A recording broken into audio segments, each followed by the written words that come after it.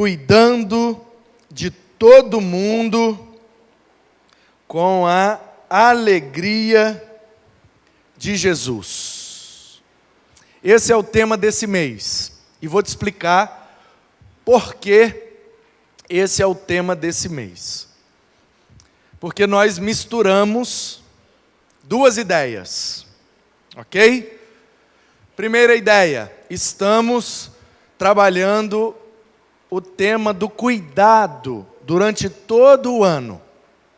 Janeiro eu estava de férias, então cuidando uns dos outros. Fevereiro, por causa do carnaval, cuidado. Agora março é o mês de ênfase da campanha de missões mundiais. Não é o mês da campanha ou da arrecadação das ofertas para missões. Por quê? Porque o gasofilácio de missões está ali e desde o primeiro culto de janeiro, toda a oferta que entrou ali já está sendo computada, arquivada, e ao final do mês de maio, nós vamos enviar as ofertas. Portanto, de janeiro até o final de maio, tudo que cair no gasofilácio de missões vai para o sustento dos missionários no mundo, para sustentar a Junta de Missões Mundiais. E eu recebi essa semana, quarta-feira, eu estive reunido com os pastores de Vila Velha, na Igreja Batista em Santa Mônica, e nós recebemos o nosso coordenador estadual de missões mundiais, e ele trouxe um missionário lá de Portugal, um brasileiro, que é missionário em Portugal. E lá nós então conseguimos uma agenda, uma data, estava muito difícil, mas numa quinta-feira, tá bom? Você vai ser informado, você vai receber a notícia, e eu não me recordo agora qual é a data exata, mas até o final do mês, numa quinta-feira, nós teremos aqui um talk show missionário com esse pastor que é missionário lá em Portugal, e ele vai nos trazer as notícias do que Deus tem feito através da vida dele lá, que é um país da Europa onde menos de 1% é evangélico. É um trabalho árduo, difícil, e ele vai estar aqui para testemunhar do que Deus tem feito lá. E eu descobri que nós somos cerca de 1.700 missionários brasileiros em outras nações do mundo. E que no ano passado nós tivemos mais de 3.000 conversões nas nações. Você pode louvar a Deus por isso, meu irmão? Mais de 3.000 conversões em um ano, fora do Brasil, através dos nossos missionários da Junta de Missões Mundiais. Claro que as conversões de maneira total foram muito mais do que 3.000 no mundo inteiro. Mas só pela Junta de Missões Mundiais, só pelo trabalho dos nossos missionários, já foram mais de 3.000 só em 2019. Então nós louvamos a Deus por isso, nós oramos a Deus pela Junta de Missões e por todos os missionários, e nós contribuímos. Então você tem até o final de maio para separar uma oferta a mais generosa possível e depositar ali, crendo e confiando que os nossos tesoureiros estão calculando todas essas ofertas, e ao final da arrecadação nós pagaremos um boleto que vai ser creditado na conta da junta, que vai ser usado para sustentar os missionários. O alvo desse ano, se eu não me engano, são 17 milhões de reais. Está nos cartazes por aí, talvez eu esteja confundindo o valor, mas é mais ou menos dessa casa aí, de 17 a 20 milhões. Pastor, é muito dinheiro. É muito dinheiro. Mas se nós pensarmos que nós somos cerca de 17.000 igrejas batistas no Brasil, é R$100 por igreja. Ok? Então, ou é R$1.000 por igreja? Agora eu buguei, que eu não sou de exatas, né? É 1.000 por igreja? Que 1 milhão é 1.000 e 1.000, então é 1.000, 17 mil vezes 1.000, tá certo.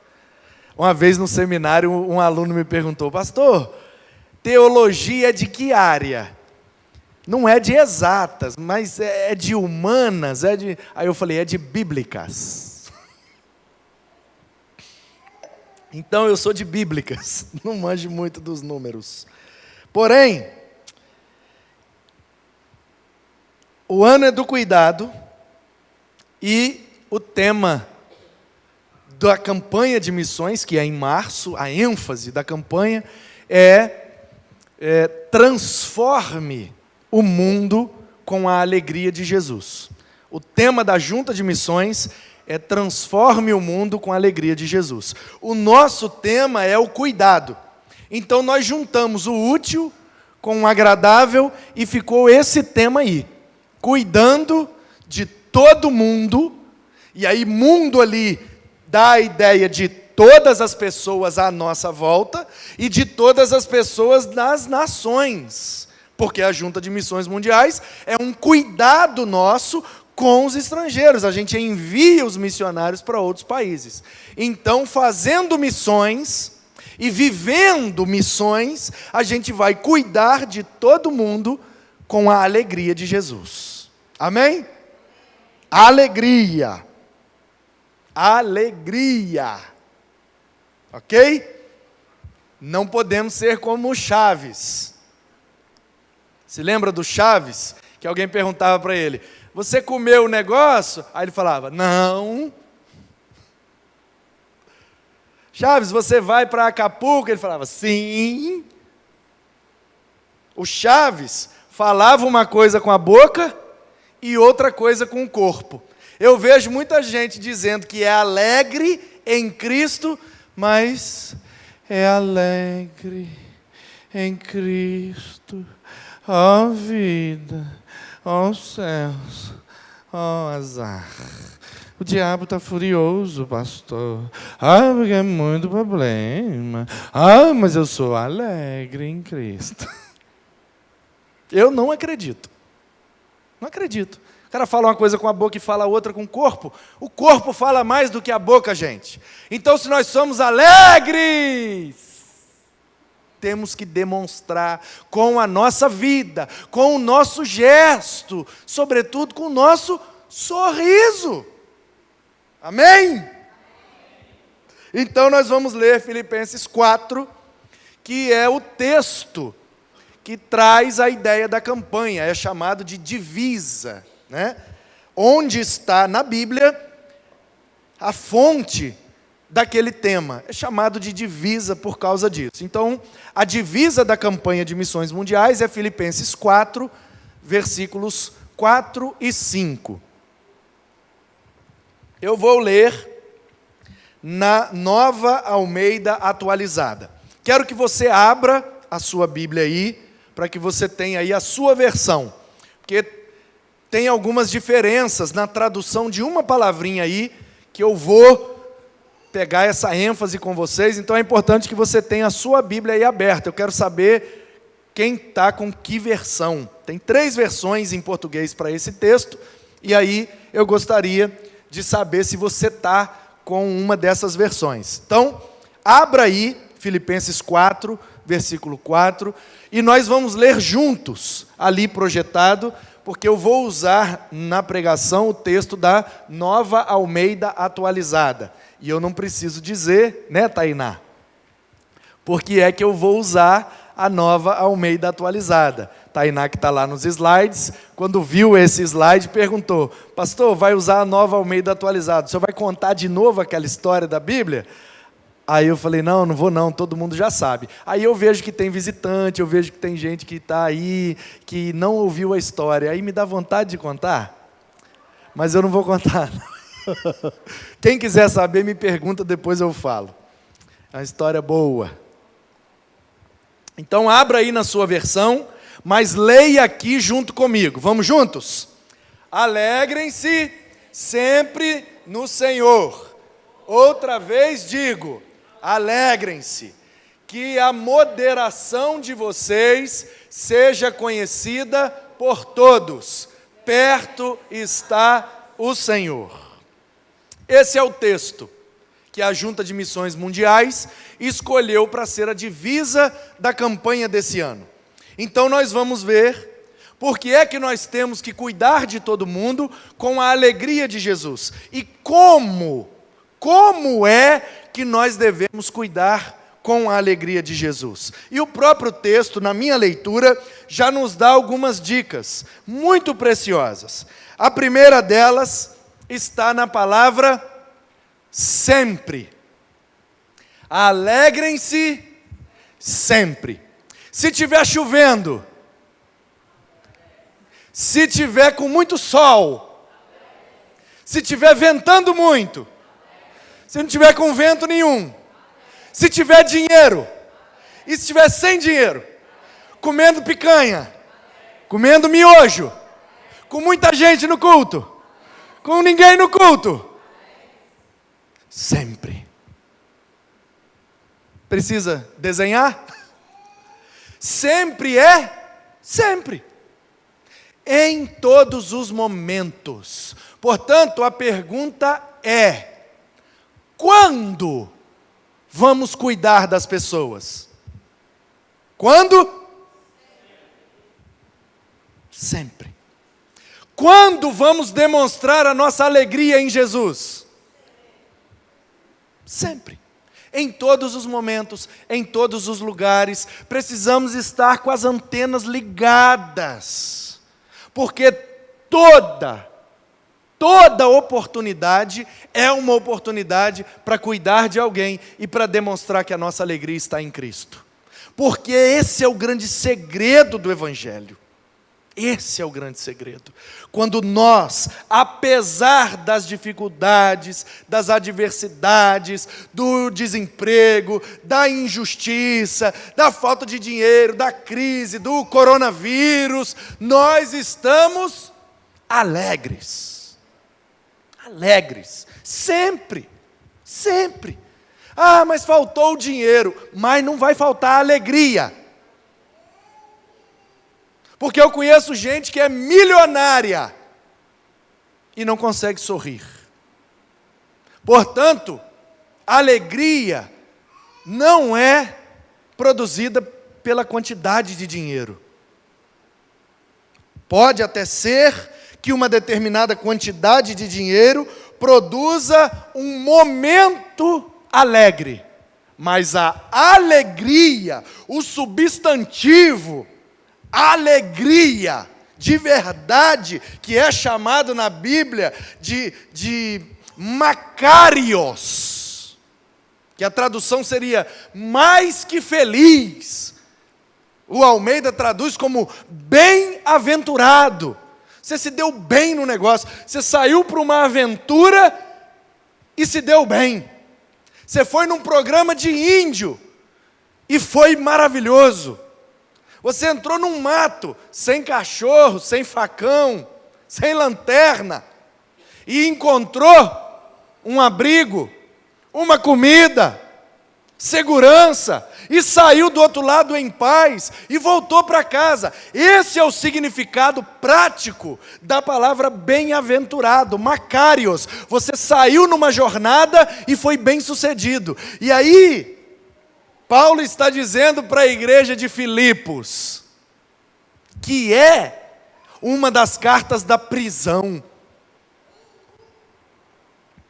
Paulo estava no final da sua vida, preso em Roma, acusado como o criminoso mais perigoso do mundo, o líder do cristianismo, que era, na perspectiva do Império Romano, um movimento de rebeldia contra o imperador, porque os cristãos diziam que Jesus é o Senhor, Jesus é o César, Jesus é o Kyrios, Jesus é o Kaiser. César não é o nome composto do imperador, gente. Júlio César, então César é o segundo nome dele. Não, César é o título dele. No Egito, Faraó. Em Roma, César. Nós temos vários faraós, porque Faraó não é o nome do imperador, é o título dele. César não é o nome do imperador, é o título dele. Ele é o Senhor, ele quem manda. Aí os cristãos diziam, não, quem manda é Jesus. O César pode até mandar no Império Romano, mas quem manda no mundo, no universo, é Jesus. Ele manda aí em Roma. No mundo, é Jesus que manda. E aí o imperador dizia, esse povo tem que morrer, porque eles estão blasfemando contra o meu poder e a minha autoridade. E aí eles perseguiam os cristãos, e eles matavam os crentes. Mas o Paulo está preso, e olha que a prisão do primeiro século, para os criminosos, perigosos, rebeldes contra o imperador em Roma, não era tão boa quanto as cadeias que a gente tem hoje no Brasil não, hein? Você já viu o nível e a qualidade das cadeias do Brasil? Do século 21, nós temos direitos humanos. Já viu aquelas celas que é para 5 presos e tem 50? Um buraco no chão para fazer as necessidades? Pois é. Lá em Roma, no primeiro século, para os rebeldes contra o imperador, não era tão boa assim não. Era muito pior. E o cara está preso como rebelde contra o imperador, apanhando, sendo oprimido e preso com corrente no braço, pesada de ferro, misturado com um monte de gente, rato, barata. Está com medo do coronavírus? Imagina o apóstolo Paulo lá naquela prisão. E aí ele escreve, alegrem-se, sempre. Será que esse cara tem moral para pedir para a igreja de Filipos se alegrar? Ele diz, eu estou alegre por estar em cadeias com Cristo, porque eu sou de Cristo um prisioneiro, e esta é a verdadeira liberdade, o fato de sermos escravos de Cristo. Essa é boa para você postar, eu vou até repetir. Esta é a verdadeira liberdade, o fato de sermos escravos de Cristo. Porque depois do pecado, de Gênesis 3 para frente, nós somos escravos. Todo ser humano que nasceu depois de Gênesis 3, nasceu escravo. Adão escolheu ser escravo. Eva escolheu ser escrava. Mas quem nasceu depois não escolheu, nasce escravo.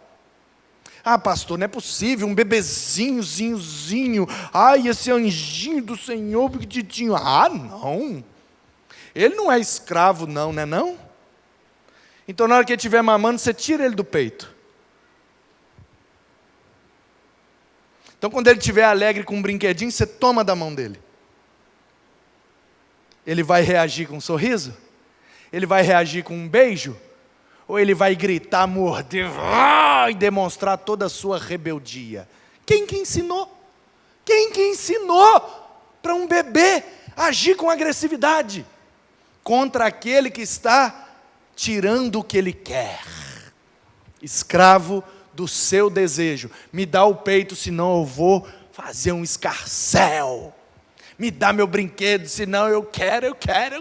Eu me jogo no chão, eu faço pirraça. Quem que ensinou os meninos a fazer pirraça? Nasceu assim, é escravo. Portanto, a pergunta não é se nós somos escravos. Todos somos. A pergunta é, do que somos escravos?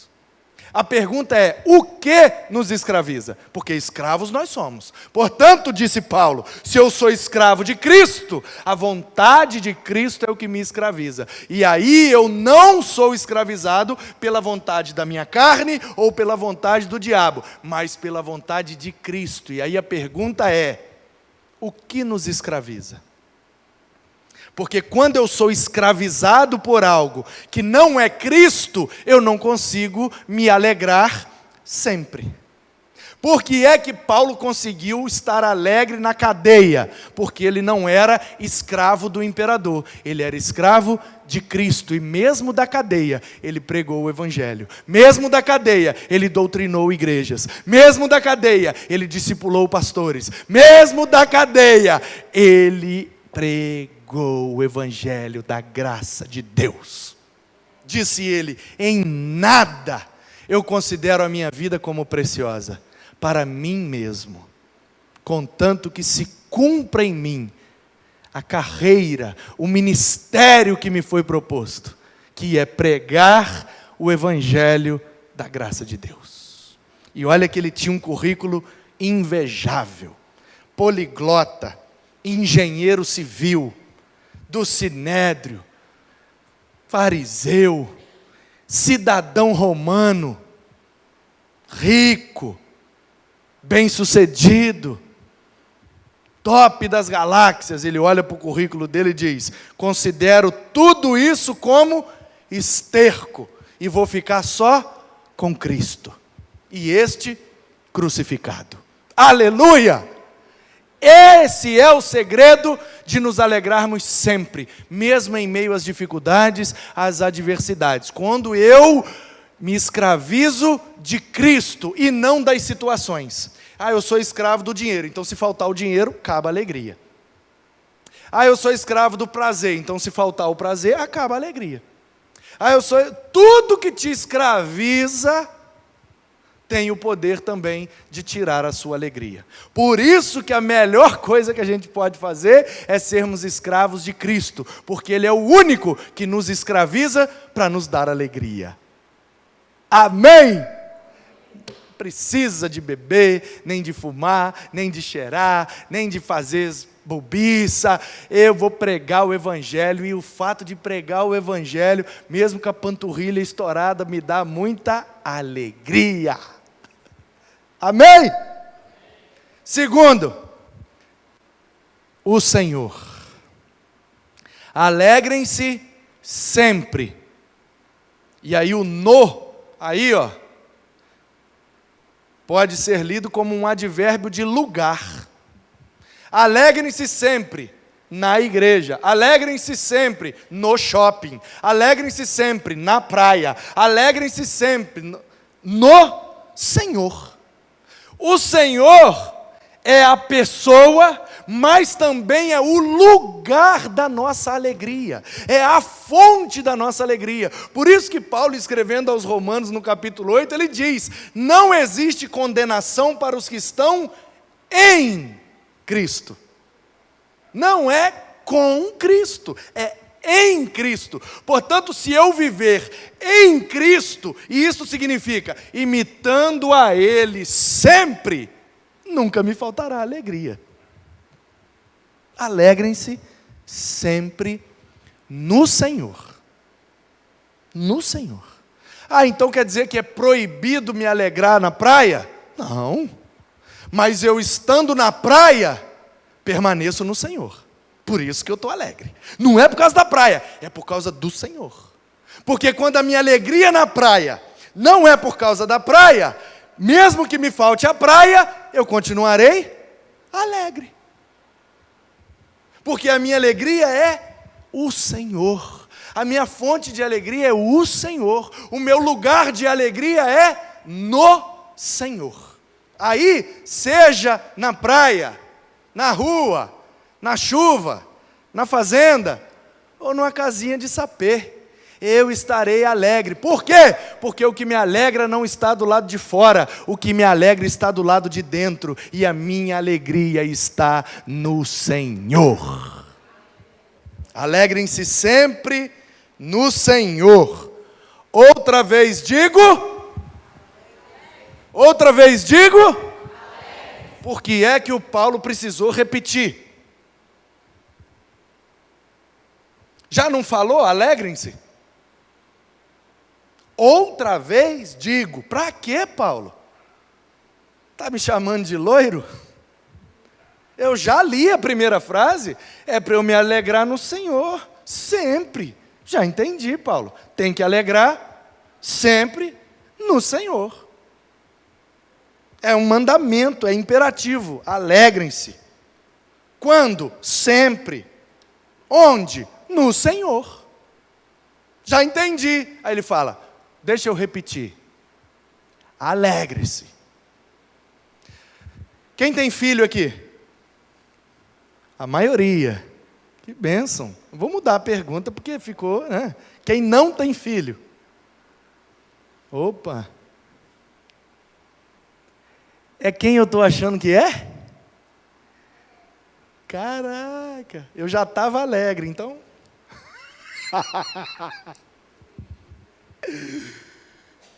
Quem tem filho vai entender. Principalmente se ele estiver no final da infância e no início da adolescência. Aleluia. Você chama o menino ou a menina e diz assim, ó. Vai lá no meu quarto e pega não sei o que está embaixo do não sei o que lá. Aí vai. Daqui a pouco volta. Pegar o quê? Pegar o não sei o que está embaixo do não sei o que lá. Aí vai. Aí volta. Embaixo do quê?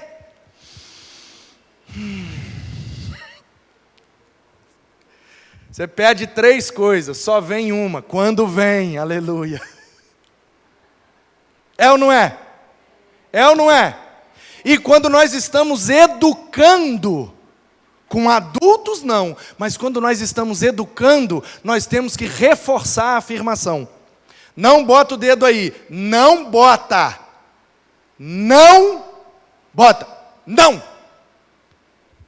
Não é assim? É. O que é que Paulo está fazendo com a igreja de Filipos? Doutrinando, ensinando, mesmo que por carta, EAD, educação à distância. Uma vez eu estava fazendo um curso, e um professor lá, top das galáxias, uma faculdade secular, era uma pós-graduação, na área da educação, e o professor, doutorado e não sei o que lá, e blá blá blá, e e não sei o que, e aí ele, negócio das pedagogias lá, e aí ele veio com uma aula sobre metodologia de ensino, não sei o que lá, enfim, é uma pós em docência do ensino superior, uma das matérias, metodologia do ensino, sei lá do que lá, das didáticas da vida aí. E aí o cara era o todo mundo, O cara quando entrou na sala, a fama dele já tinha chegado antes dele. E todo mundo aquela expectativa, esse cara é fera, esse cara é fera. Aí ele entrou, e realmente o cara era fera. E e papapá, e os slides muito bem feitos, e ele com argumentação, uma oratória, aquele professor com P maiúsculo, e eu só aprendendo, e anotando, e aprendendo, e que legal. Aí ele pegou e falou assim, porque nós temos agora, aí passou o slide, a nova tendência mundial da educação.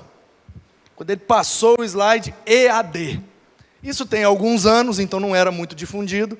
E aí ele diz, essa é a nova tendência da educação mundial.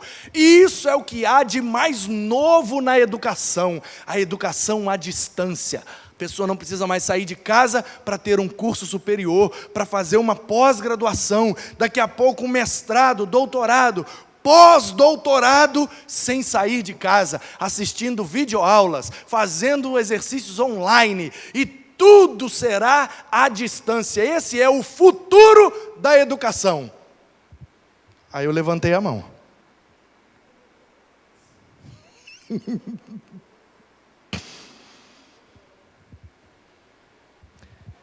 Falei, professor, parabéns pelo conteúdo, pela didática.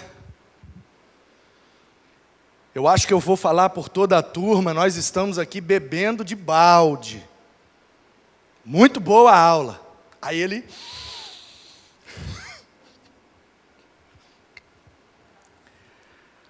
Mas o senhor me permite uma colocação?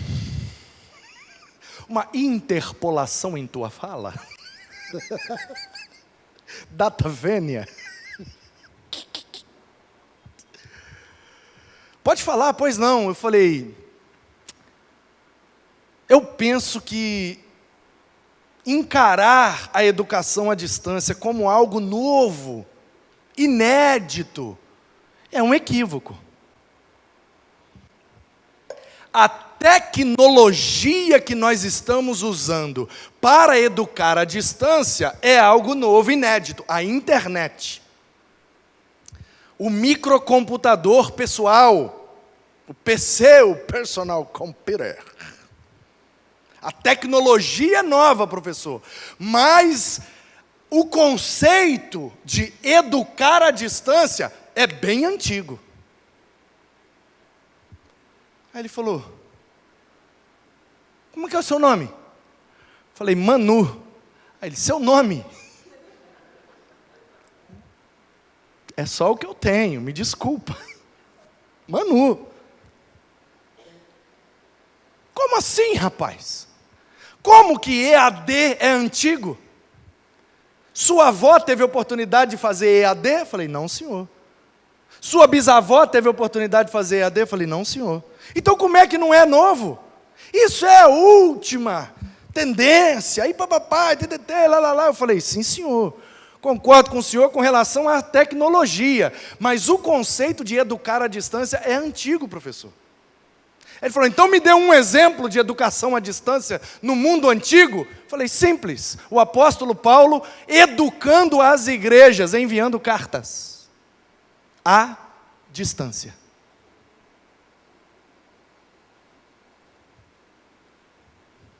Você é padre? Não, senhor. Você é pastor? Sim, senhor. De qual igreja? Batista. Aleluia. Você é formado em teologia? Sim, senhor. Muito boa a sua colocação. Embora eu não acredite na Bíblia. Eu falei: mas como que o senhor não acredita? É um livro. O senhor não acredita no que vê? O senhor vê o livro. É um livro. O senhor pode não acreditar na mensagem do livro, mas no livro é incontestável, é um livro. Inclusive o mais vendido, o mais traduzido, o mais estudado, o mais difundido, o que mais transforma cultura, sociedades e caráter. Não é uma discussão. Embora eu não acredite na Bíblia, realmente o que você falou faz sentido. Realmente. Mudamos a tecnologia e isso vai alcançar mais pessoas. Mas a educação à distância pode sim, nesse sentido, ser encarado como algo milenar. Obrigado, tá, pela sua contribuição. Continuou a aula, terminou a aula, onde é que ele foi? Lá na minha carteira. Hein, bom dia, prazer, como que é o nome mesmo? Manu. Rapaz, tá. Passou o intervalo inteiro conversando comigo. Papo vai, papo vem, estudo, Terminou a conversa, falou: bom saber, com muita ironia, que existem pastores que pensam. Falei: Aí eu chamei um John Stott, né? Porque crer é pensar. Nunca mais vi, nunca mais encontrei, não sei o que é que ele fez com essa informação, mas, naquele momento, eu tive a oportunidade de mostrar para aquele doutor top das galáxias, que a Bíblia é uma fonte de muita informação, mas principalmente, ela é a fonte da nossa alegria. E Paulo está repetindo, porque ele está ensinando, educando, doutrinando, discipulando os filipenses à distância. de Roma enviou a carta, que chegou lá em Filipos, e ele, como um pai que ensina seu filho, como uma mãe que educa suas crianças, está repetindo para dar a ênfase da importância. Não esquece de escovar os dentes, hein? Você ouviu?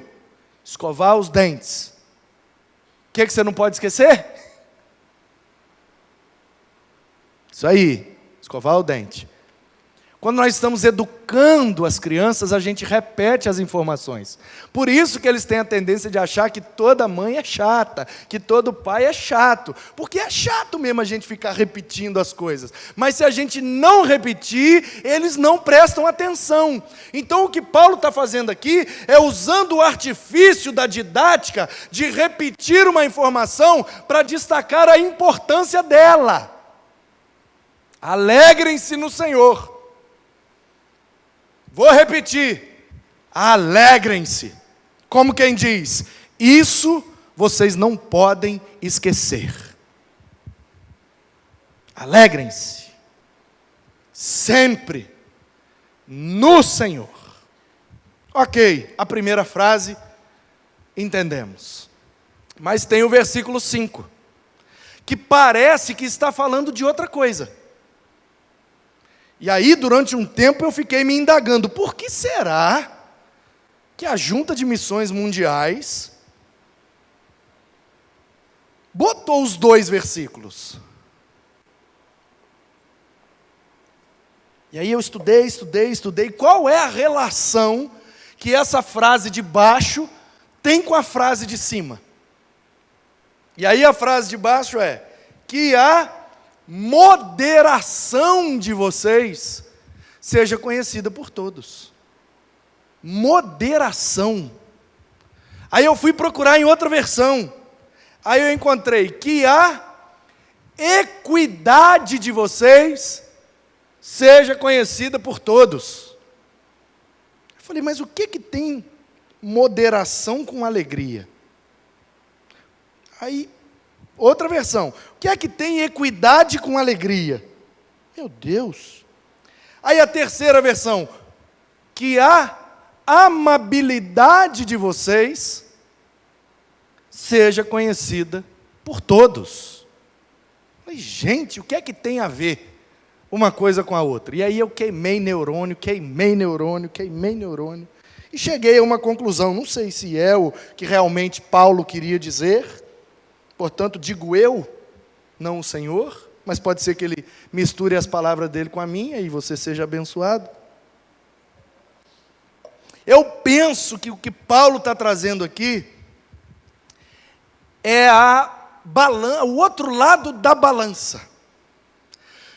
Porque quando ele dá uma ordem, quando ele dá uma orientação enfática, imperativa, alegrem-se, sempre no Senhor. Vou repetir, não se esqueçam, alegrem-se. Pode ser que alguém entenda essa ordem como algo que deve ser feito sem moderação. Porque eu já vivi situações em que eu não pude demonstrar alegria. Quando diz alegrem-se sempre, aí a gente pensa, então é sempre. Eu estou alegre. Aí a gente vai colar um sorriso. Não. Nenhum extremo é saudável.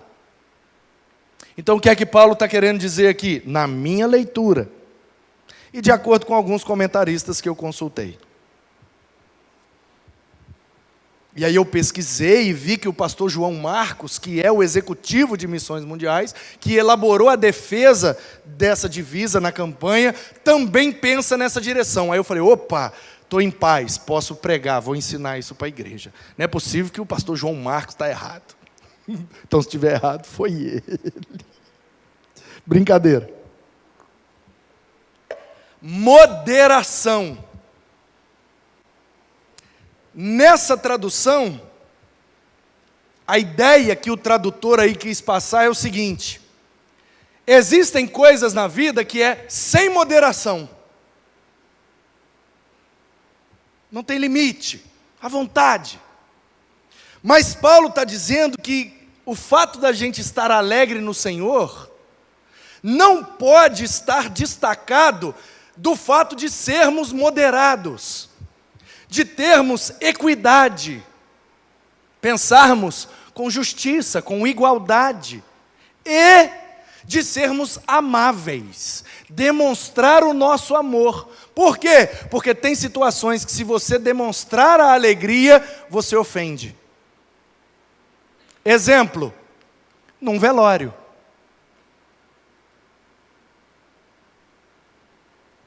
Já pensou? Boa noite, gente! Estamos aqui com fulano aí, ó. Aí, que bênção! Aí, ó, estamos aqui com a família, alegre, porque a Bíblia diz, né, irmão? Alegrei-se sempre no Senhor. Estou muito alegre que nós estamos aqui para fazer aqui o velório aqui, o sepultamento do fulano aqui, ó. Aí, alegria! Você acha que cabe, irmão? Cabe não. Não. Eu não deixei de ser alegre, você está entendendo? Mas naquele momento, eu preciso ser moderado. Eu preciso agir com equidade. Eu preciso ser amável. Eu preciso, em respeito aos enlutados, conter a minha alegria nas minhas expressões. Eu continuo alegre, eu continuo em Cristo. Eu estou alegre, mas eu vou demonstrar meus pêsames, meus sentimentos, que eu também preciso chorar com os que choram. Isso é ser amável, isso é ser moderado, isso é agir com equidade. Portanto, o que Paulo está nos lembrando é que precisamos estar alegres, sempre, no Senhor, mas precisamos estar atentos a algumas situações, porque precisamos ser moderados. Os irmãos entenderam? Dizem amém. Então nós temos que nos alegrar. Quando? Sempre. Onde? No Senhor, tomando o devido cuidado, com moderação. E isso precisa ser conhecido por alguém. A nossa moderação, junto com a nossa alegria no Senhor, deve ser conhecido por quem? Por todos. Todos precisam saber que, vírgula, apesar da lágrima que às vezes cai no nosso rosto, ainda continuamos alegres. É possível estarmos tristes com alguma situação, tristes por alguma pessoa, triste por uma perda, triste por uma dor, triste por um pesar, mas ainda assim, alegre no Senhor. Nenhum extremo é saudável, porque se eu demonstro tristeza no momento de alegria, eu estou incoerente. E se eu demonstro alegria no momento de tristeza, então eu estou pirado. Eu enlouqueci. O momento é de chorar e eu estou rindo. De repente o momento é de rir e eu estou chorando. É incoerente. Então nós precisamos ser moderados. Se formos alegres com moderação, se formos alegres sempre com equidade, se formos alegres no Senhor com amabilidade, capacidade de demonstrar o amor. Ontem eu vivi uma situação dessa. Depois do jogo, a panturrilha estourada, era hora de chorar. Mas o time estava todo alegre, pulando, festejando, porque ganhou o jogo e está em primeiro lugar na tabela. Então a minha vontade era de chorar por causa da panturrilha, não por causa da dor, mas porque eu sei que eu vou ter que ficar uns 2 jogos de fora. E ganhamos! É o chamado equilíbrio, irmãos. Equilíbrio. Nem ao mar, nem à terra. Vou ficar ali na praia. Nem ao frio, nem ao calor. Precisamos ser moderados, porque alegria com moderação, com respeito, com amabilidade, todos vão perceber e vão saber que a nossa alegria é por causa do Senhor. O Senhor é a fonte da nossa alegria. E se nós agirmos com moderação, com equidade e com amabilidade, todos vão saber, todos vão perceber, todos vão conhecer o motivo da nossa alegria. E o motivo é Jesus Cristo. Todos. Por quê? Então, veja bem, o que é que nós temos que fazer? Cuidar de todo mundo. Com o quê? Alegria. Quando? Sempre. Onde? No Senhor. Repetir para a gente não esquecer. Mas precisamos ser moderados, amáveis, para que todos possam perceber. E aí a pergunta é: para quem? Para todos. Por quê? Então, o quê? Alegria. Quando? Sempre. Onde? No Senhor. De que jeito? Moderado. Para quem? Para todos. Por quê? Porque perto está o Senhor. Perto está o Senhor. Sabe o que é que eu percebi nesse perto? Que esse perto pode significar duas coisas. Tem um versículo na Bíblia que me ensinou isso. Um versículo muito conhecido. Se eu não me engano, 1 Samuel, capítulo 7, versículo 12. Alguém confere para mim, por favor. Tomou então Samuel uma pedra entre Mispá e Sem, e disse: Ebenezer, até aqui nos ajudou o Senhor. 1 Samuel capítulo 7, versículo 12. Correto? Estou bom de Bíblia ainda. Uma vez embaixador, aqui é na esgrima, o pau quebra. Quem não foi embaixador não entendeu, beijo. Até aqui nos ajudou o Senhor. Nesse versículo eu aprendi que uma palavra na Bíblia pode ter dois sentidos, ou mais.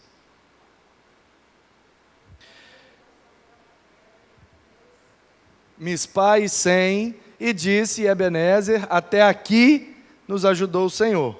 Certo, Penha? Aqui, nesse texto, ele acabou de vencer os filisteus. E aí ele fala: temos que fazer um marco, temos que fazer um memorial, não podemos esquecer dessa vitória. Pega alguma coisa aí, vamos fazer uma estátua, uma placa, Ah, Samuel, não tem nada aqui, não, pega alguma coisa, só tem uma pedra, vai a pedra mesmo. Botaram a pedra lá, e ele falou: de hoje em diante, vamos batizar. Essa pedra se chamará Ebenezer, que em hebraico, Even Eshe, a pedra de ajuda. Porque eles contaram com a ajuda de Deus para ter a vitória sobre os filisteus. Então ele diz: aqui é Ebenezer, a pedra de ajuda. De hoje em diante, toda vez que a gente passar aqui e olhar para essa pedra, nós vamos nos lembrar: o Senhor nos ajudou. Até aqui. Esse aqui tem um primeiro sentido, que é geográfico, advérbio de lugar. Até aqui, entre Mispá e Sem, nos ajudou o Senhor. Mas você continua lendo o texto, e aí diz que todas as cidades que os filisteus tomaram de Israel foram todas restituídas, e até além delas, e houve paz entre Israel e os amorreus, e de ano em ano, lá no versículo 15 ou 16, diz: de ano em ano, fazia Samuel uma volta, passando por Betel, Gilgal, Mispá e Sem, e julgava Israel todos os dias de sua vida. É isso que está escrito? Rapaz, tá bom de Bíblia mesmo, hein? Aí o 17, é o 17, que é o último aí? E voltava a Ramá, porque ali estava sua casa, onde edificou um altar ao Senhor. Pá! Portanto, prestem atenção, quem me ouve? Está pouco, quem me ouve? Viu quando a gente repete e reforça? Por isso eu falo repetir. Até aqui, neste lugar, entre Mispa e Sem, o Senhor nos ajudou. Aí o texto continua. E aí diz, de ano em ano. Ano não é medida de lugar, ano é medida de tempo. Aí opa, de ano em ano, ou seja, Samuel passava lá para comemorar o aniversário da pedra. Todo ano, ele passava lá. E eu imagino ele olhando aquela pedra e dizendo, até aqui nos ajudou o Senhor. E aí ele vai, ele julga, e ele lidera, ele é profeta, ele é sacerdote, ele é juiz, e ele volta para casa, e ele tem que cuidar da família, e ele tem que julgar o povo, e tem que profetizar, tem que ministrar no tabernáculo, e ele trabalha, passou um ano, no outro ano seguinte ele passa lá de novo, até aqui nos ajudou o Senhor. Portanto, esse aqui pode ser um advérbio de lugar, até aqui nesse lugar, mas também pode ser um advérbio de tempo. Até aqui, neste momento da minha vida, nos ajudou o Senhor. Porque é verdade as duas coisas, sim ou não? Até aqui em Guaranhuns, estamos aqui porque o Senhor nos ajudou. E até aqui em 2020, o Senhor nos ajudou. Em Guaranhuns, o Senhor nos ajuda. Em 2020, o Senhor nos ajuda. E no ano que vem, 2021, o Senhor nos ajuda. Em 2022, de ano em ano, o Senhor nos ajuda em todo o tempo e em todos os lugares. Portanto, esse perto, eu li da mesma forma. Eu falei, esse perto é um advérbio de lugar. Perto, aqui em Guaranhuns, aqui em cima desta plataforma, aqui diante deste púlpito, está o Senhor, porque onde eu estou, Ele está comigo, perto de mim, cuidando de mim, me protegendo, providenciando tudo, me livrando. Perto está o Senhor, perto aqui, nesse lugar, o Senhor está perto de mim. E se eu for lá para Goiânia, o Senhor continuou perto de mim, porque Ele é onipresente. Ele está em Guaranhuns e ao mesmo tempo pode estar em Goiânia. Aleluia! Ele, independente do lugar, estará perto de mim. Mas eu também li esse perto como um advérbio de tempo. Perto está o Senhor, Ele está voltando. Ele está voltando. A cada dia que passa, estamos mais perto da volta de Cristo. Então, o que? Alegria. Quando? Sempre. Onde? No Senhor. De que jeito? Moderado. Para quem? Para todos. Por quê? Porque o Senhor está perto. Eu vou cuidar de todo mundo com a alegria de Jesus, porque Ele sempre estará perto de mim. Eu vou cuidar de todo mundo com a alegria de Jesus, porque o dia que Ele voltar, Ele vai me pegar com um sorriso no rosto, porque eu estarei alegre. Quando o Senhor restaurou a sorte de Sião, ficamos como quem sonha. A nossa boca se encheu de riso, a nossa língua de júbilo. Entre as nações se dizia: grandes coisas fez o Senhor por eles. Com efeito, grandes coisas fez o Senhor por nós, pelas quais estamos alegres. Aleluia! O Senhor está perto. O Senhor nos traz de volta da Babilônia. O Senhor restaura Jerusalém. O Senhor reconstrói as nossas vidas. O Senhor nos dá a vida eterna. Ele voltará para nos buscar. Por isto, alegrem-se. Vou repetir para vocês não esquecerem. Alegrem-se. Façam tudo com muita alegria, porque perto está o Senhor.